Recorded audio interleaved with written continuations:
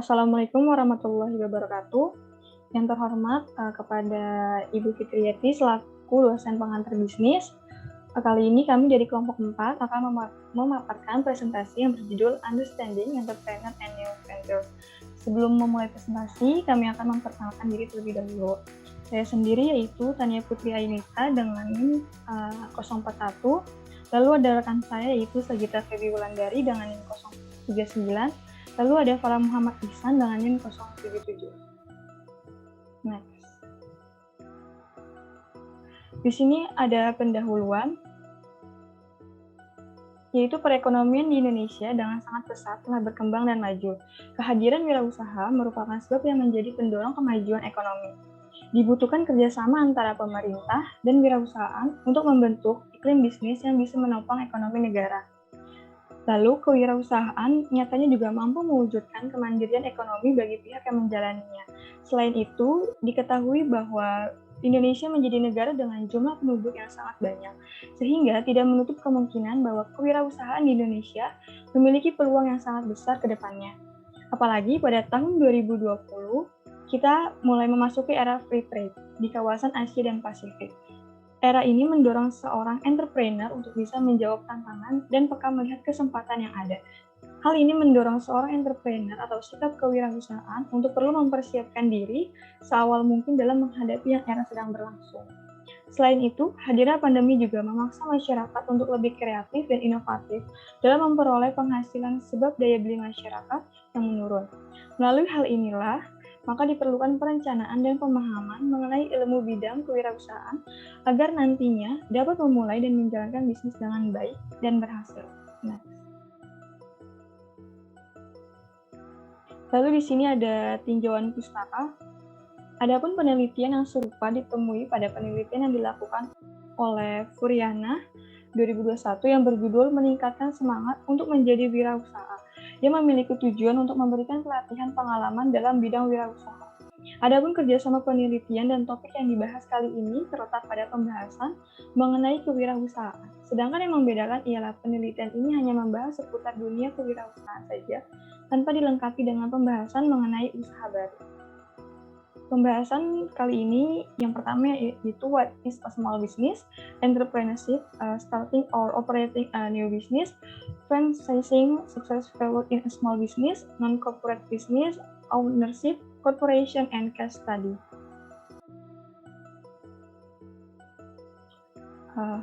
What is a small business? Bisnis kecil adalah suatu usaha yang dijalankan oleh perorangan atau lebih, modal relatif kecil dan memiliki pribadi, dijalankan oleh pemiliknya sendiri, serta pasar lokal yang menjadi target utama dari pasarnya. Banyak pelaku bisnis yang mengalami kegagalan dalam menjalankan bisnisnya, namun tidak sedikit pula yang berhasil menjadikan bisnisnya berkembang. Ada beberapa faktor penting yang menentukan pergerakan bisnis kecil dalam mengalami kegagalan maupun faktor yang membuat bisnis menjadi berkembang dan bertambah besar. Next. Lalu di sini ada sebab-sebab kegagalan dalam small business. Yang pertama yaitu tidak mampu mengelola bisnis dengan baik, artinya tidak bisa mengambil keputusan dengan segera dan kurang tanggap ketika mengalami hambatan, serta pemahaman akan bisnis yang dijalankan tersebut masih kurang. Lalu yang kedua yaitu lalai, karena pada bisnis kecil dijalankan secara bebas dan sesuatu dengan kesanggupan pemiliknya. Hal inilah yang menjadi penyebab terlalu santai dan mengelolanya dan terkesan asal-asalan serta tidak serius. Lalu yang ketiga ada manajemen kurang. Banyak pelaku bisnis mengesampingkan hal yang satu ini, padahal manajemen ini yang menentukan keberhasilan bisnis kecil yang dikelolanya. Lalu yang keempat yaitu ada modal kecil. Kekurangan modal menjadi faktor penentu matinya bisnis kecil ini. Bahkan kekurangan modal menjadi kambing hitam ketika bisnis kecil gulung tikar. Lalu dan yang terakhir, kurangnya ilmu ketika ingin melakukan bisnis kecil tersebut. Next. Lalu di sini ada sebab keberhasilan dalam bisnis kecil, yaitu yang pertama ada mampu bekerja keras, yaitu dedikasi tinggi dari pemilik usaha, memiliki semangat untuk maju dan optimis. Lalu yang kedua ada peka terhadap pangsa pasar agar produk yang dihasilkan benar-benar kebutuhan masyarakat, baik produk barang maupun jasa. Dan yang terakhir yaitu cerdas dan mampu membaca ke depan terhadap kemajuan bisnisnya. Lalu di sini ada entrepreneurship.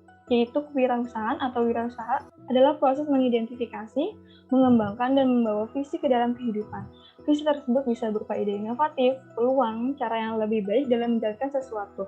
Hasil akhir dari proses tersebut adalah penciptaan usaha yang baru yang terbentuk pada kondisi risiko atau ketidakpastian.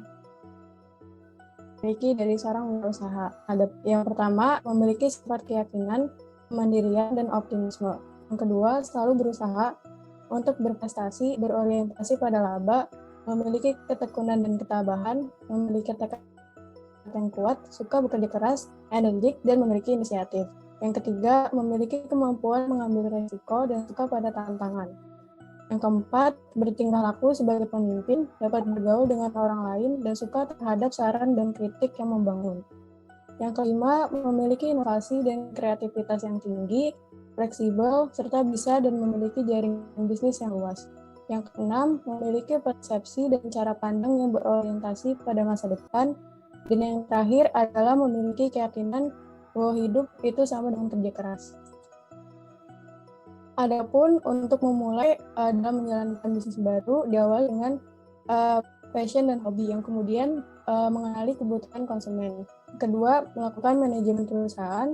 Dan yang ketiga, menetapkan sasaran dan menyusun strategi serta mengambil langkah untuk memulai. Berikutnya ada franchising. Franchising adalah suatu persatuan lisensi menurut hukum antara suatu pabrik atau perusahaan yang menyelenggarakan dengan penyalur untuk melaksanakan kegiatan. Perusahaan baru diselenggarakan seolah-olah merupakan bagian dari rangkaian besar perusahaan dengan nama lengkap, merek produk dagang, serta prosedur penyelenggaraan standar. Biasanya ditemui 3 istilah yang lekat dengan franchising, yaitu ada franchising yang berarti pemberian hak lisensi, ada franchise itu pemberi hak lisensi, dan franchiser adalah pihak yang hak lisensinya dibeli. Adapun kesuksesan dalam bisnis kecil terdiri dari pertama mengenal bisnis yang dikelola secara mendalam, yang kedua mengembangkan rencana bisnis yang solid, yang ketiga mengelola sumber daya keuangan, yang keempat memahami laporan keuangan, yang kelima belajar mengelola orang secara efektif, dan yang terakhir adalah menjaga kondisi keuangan. Berikutnya ada kegagalan dalam bisnis kecil. Yang pertama adalah ketidakmampuan manajemen dan kurangnya pengalaman. Kedua, pengendalian keuangan yang buruk. Yang ketiga, lemahnya usaha pemasaran. Yang keempat, kegagalan mengembangkan perencanaan strategi. Yang keempat adalah pertumbuhan yang tidak terkendali. Yang kelima adalah lokasi yang buruk. Yang keenam, pengendalian persediaan dan penetapan harga yang tidak tepat. Dan yang terakhir adalah ketidakmampuan membuat transisi kewirausahaan.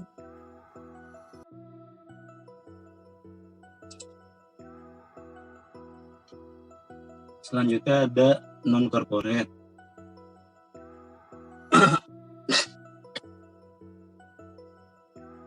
Selanjutnya ada non-corporate. Non-corporate adalah bisnis non-korporasi. Ialah seperti kepemilikan tunggal atau kemitraan di mana tidak mencakup pemisahan hukum dari pemilik bisnis. Sehingga untuk mulai bisnis non-korporasi ini akan jauh lebih mudah karena tidak ada biaya yang dikeluarkan atau dokumen yang harus diajukan untuk beroperasi sebagai pemilik tunggal atau kemitraan. Adapun yang bentuk sektor non-korporasi ialah kerjasama, bisnis milik karyawan, wirausaha, grup sosial, dan lain-lain. Selanjutnya ada corporation. Korporasi adalah suatu perseorangan yang merupakan badan hukum. Menurut Yan Pramadya Puspa menyatakan bahwa yang dimaksud korporasi adalah suatu perkumpulan atau organisasi yang oleh hukum diperlakukan seperti seorang manusia atau persona sebagai pengembang hak dan kewajiban dalam menggugat atau digugat di pengadilan. Adapun bentuk-bentuk korporasi ialah korporasi publik, korporasi privat, dan korporasi publik kuasi. Selanjutnya ada business ownership corporation. Bentuk pemilikan adalah bentuk kegiatan bisnis, dilihat dari siapa pemilik atau pendirinya, sumber modalnya, apa tujuan pendiriannya, sehingga terdapat bermacam-macam bentuk kepemilikan bisnis. Dengan demikian, setiap bentuk sesuai dengan misi yang dibawa oleh masing-masing bisnis tersebut. Beberapa bentuk perusahaan seperti 1.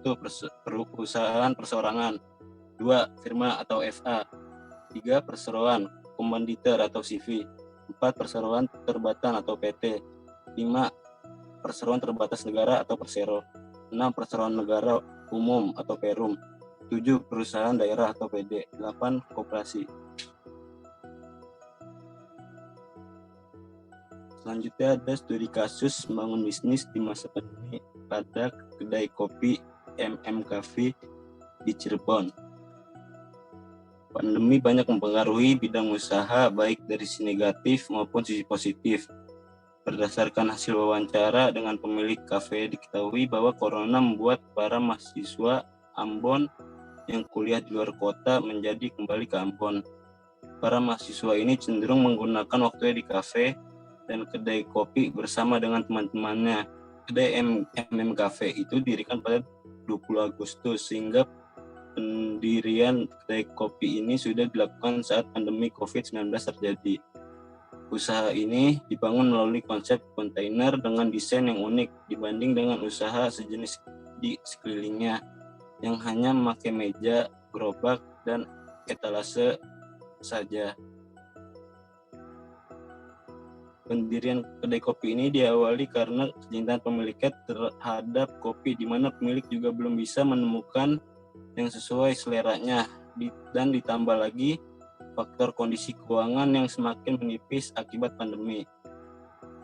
Oleh sebab itulah, maka pemilik kedai kopi tersebut memulai untuk menjalankan bisnisnya. Sebelumnya, pemilik telah melakukan analisa demografis demi mengetahui mayoritas bidang pekerjaan yang dijalankan oleh masyarakat Ambon. Adapun untuk bahan baku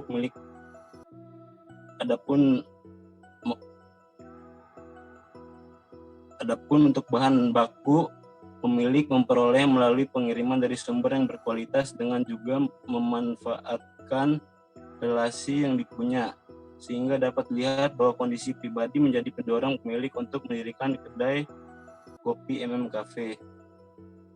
Dalam menjalankannya, pemilik juga telah mempunyai pengalaman dalam pelatihan menjadi barista kopi, sehingga dengan pengalaman ini, maka akan memberikan rasa efikasi atau keyakinan diri untuk mengoperasikan bisnis tersebut.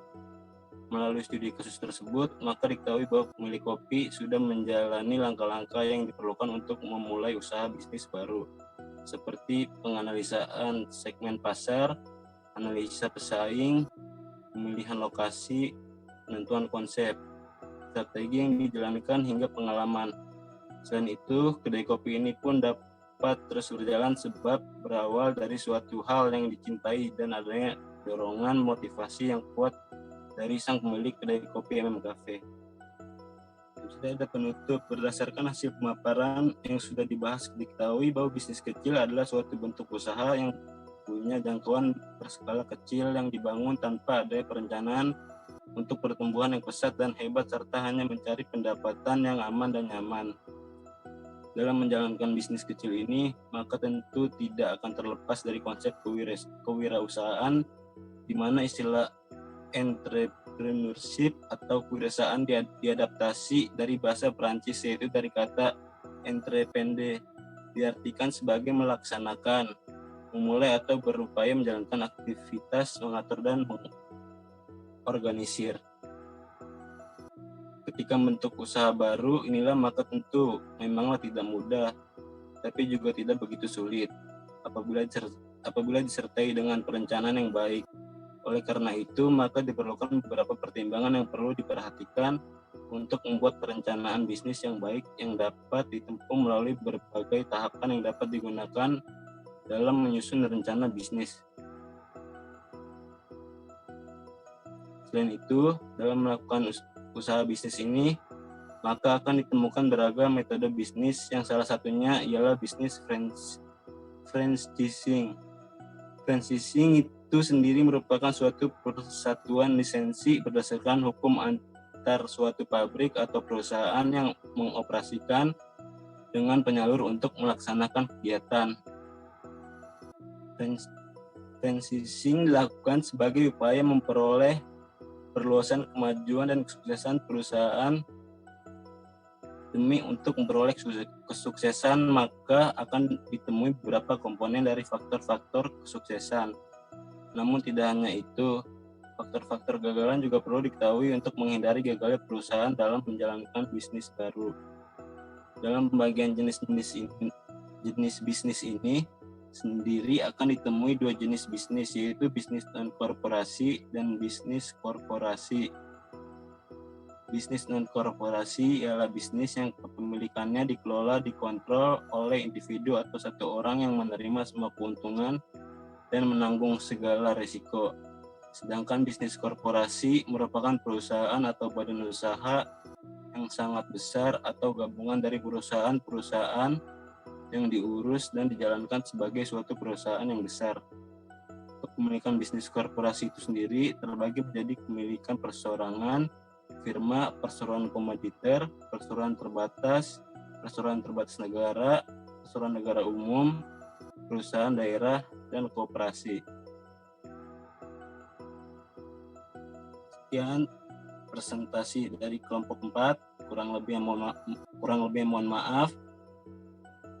Assalamualaikum warahmatullahi wabarakatuh.